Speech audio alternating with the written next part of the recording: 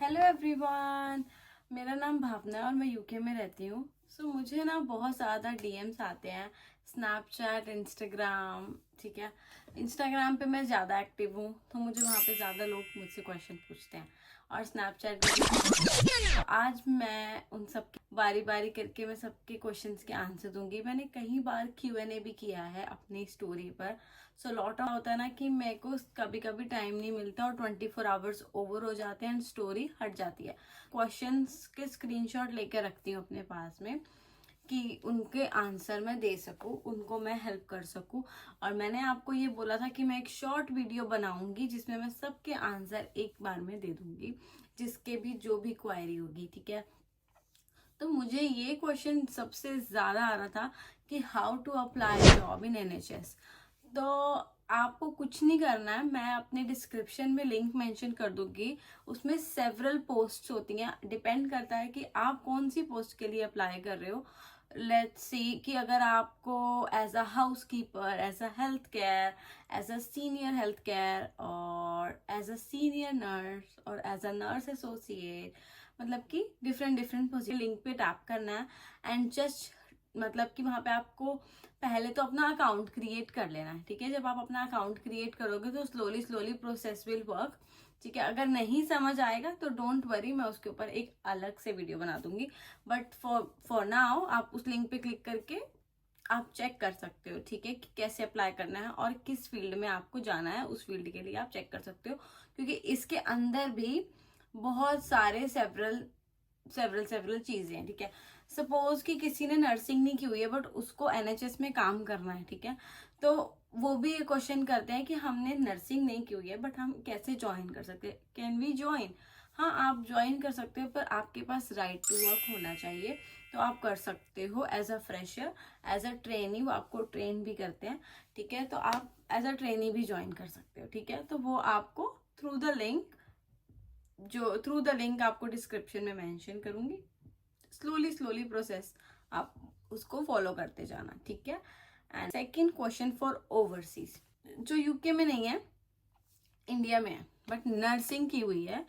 उन्होंने अपनी nursing complete की हुई है, एवरीथिंग उनके पास में है, पर वो कंफ्यूज है कि वो आ सकते हैं या नहीं आ सकते और कैसे आ सकते। ओवरसीज है बेसिकली, आप भी अप्लाई कर सकते हैं बट आपकी जो पोजीशन रहेगी वो रहेगी स्टाफ नर्स। ठीक है, और आप लोकेशन में एनी लोकेशन में एंड पोस्ट पे कर देना है स्टाफ नर्स।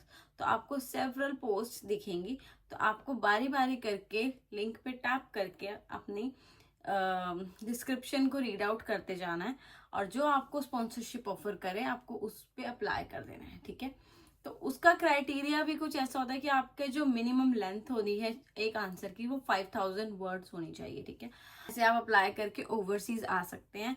तो एनएमसी नंबर के बारे में पूछा था, NMC pin. Basically NMC pin आपको यूके में आने के बाद एक एनएमसी का एग्जाम होता है, आपको एनएमसी पिन के लिए अप्लाई करना होता है, उसके पहले आपको ओस्की देना होता है। तो कई कई हॉस्पिटल आपको उनमें भी हेल्प करते हैं।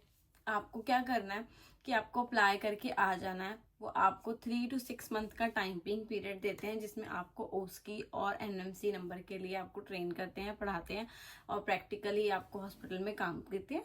एंड देन उसके बाद आप जब स्लोली स्लोली आप जब सीख जाते हैं तो वो आपका एग्जाम देते हैं, और उसका पे भी हॉस्पिटल करता है, जिसकी कॉस्ट होती है £1000।